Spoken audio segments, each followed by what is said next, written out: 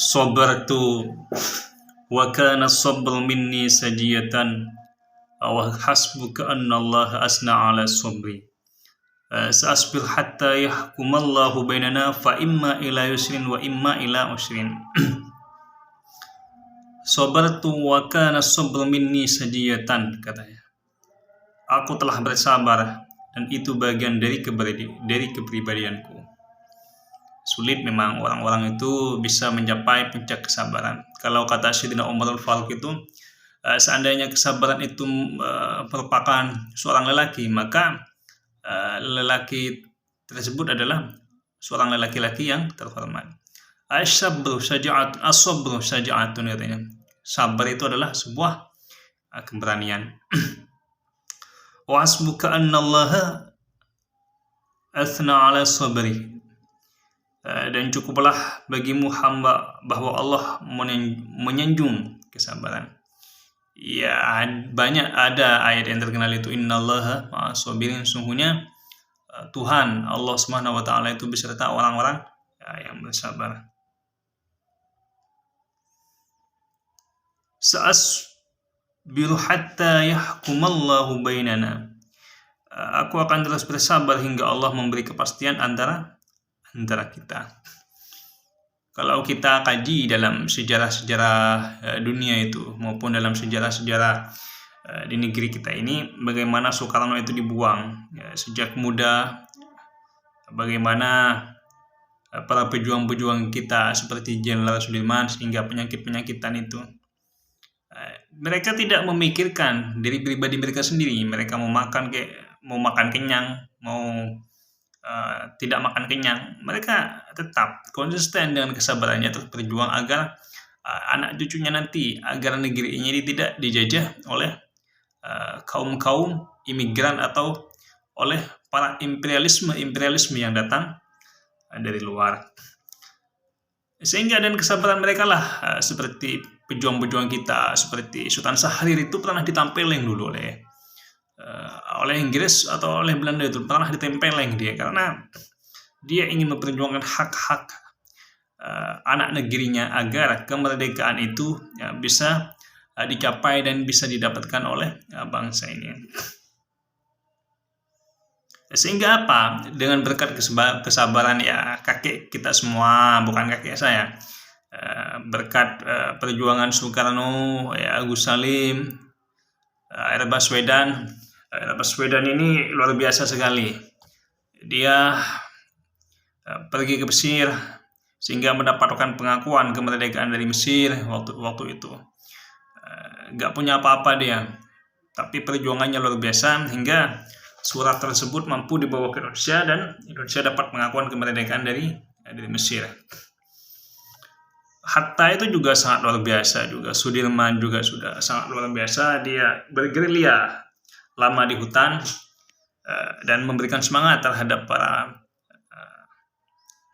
martir, pejuang yang ada di negeri ini untuk melawan pemerkosaan Belanda terhadap kemerdekaan negeri ini.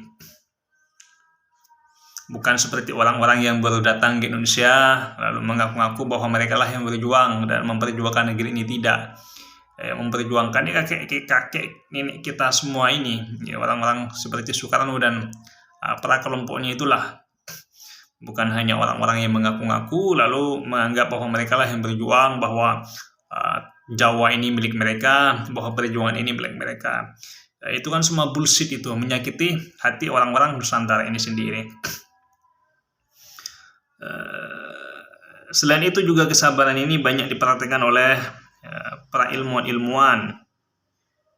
Bagaimana yang pernah saya sering sebutkan seperti Thomas Alva Edison, itu sangat luar biasa kesabarannya itu.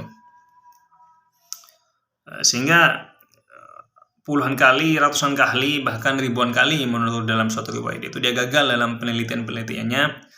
Tapi pada akhirnya dia mampu banyak menemukan penemuan yang sangat bermanfaat bagi umat manusia. McDonald itu juga seorang mantan tentara yang pencapaiannya sukses ketika dia telah berumur tua.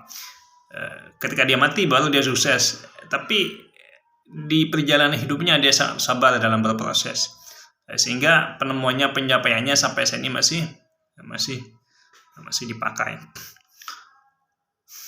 Sa'asbir hatta yahkumallahu bainana. Aku akan terus bersabar hingga Allah memberi kepastian antara kita. Banyak orang-orang itu kan tekun kadang-kadang, maksudnya memiliki bakat, memiliki pengetahuan dalam mengerjakan banyak hal, tapi dia gagal di tengah jalan. Itu bukan apa, dia gagal karena dia tidak sabar. Contoh, di partai politik itu hampir semua partai politik itu memiliki capres, dan memang ada tokoh yang layak untuk maju calon presiden atau jadi presiden. Tapi kan mereka kan tidak sabar, tergiur dengan iming-iming ini, tergiur dengan iming-iming yang kedepannya hanya sementara. Sedangkan jadi capres, jadi presiden itu kan akan abadi, nanti pada akhirnya akan dibaca oleh anak cucu kita bahwa si A, si B ini pernah maju calon presiden atau pernah menjadi presiden. Satu-satunya yang saat ini yang memang betul-betul sabar dan konsisten menunggu peluang itu dan menunggu takdir menjadi presiden itu kan hanya Prabowo Subianto. Sejak tahun 2009 menjadi calon wakil presiden Megawati, 2014 maju lagi, 2019 maju lagi, 2004 itu maju konvensi Golkar tapi kalah. Tapi pada akhirnya karena dia konsisten dan terus sabar, pada tahun 2024 dia mendapatkan 96 juta suara. Ini pemilih terbanyak dalam sejarah Indonesia dan bahkan di dunia, salah satu pemilih terbesar di dunia. Karena kesabarannya ini. Fa imma ila yusrin wa imma ila usri. Entah menuju kemudahan ataukah menuju kesukaran. Jelas. Sabar itu kan karena kita menuju ke kesusahan. Kalau kita tidak susah, ngapain kita sabar, kan begitu. Karena kita sabar itu kan karena kita mengalami hal-hal yang terlalu rumit, dan tidak mudah. Kalau mudah ya kita ambil santai-santai saja, tidur-tiduran saja, ngopi-ngopi saja, main-main HP saja. Akan tapi kita ini dituntut sabar karena kita menghadapi hal-hal yang sangat pelik, hal-hal yang sangat besar, hal-hal yang sangat sulit, sehingga satu-satunya cara untuk menghadapi semua itu bukanlah skill, bukanlah kepintaran, tidak, tapi adalah kesabaran.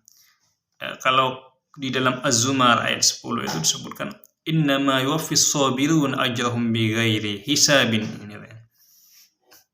Sesungguhnya orang-orang yang bersabar akan dicukupkan pahala mereka tanpa batas.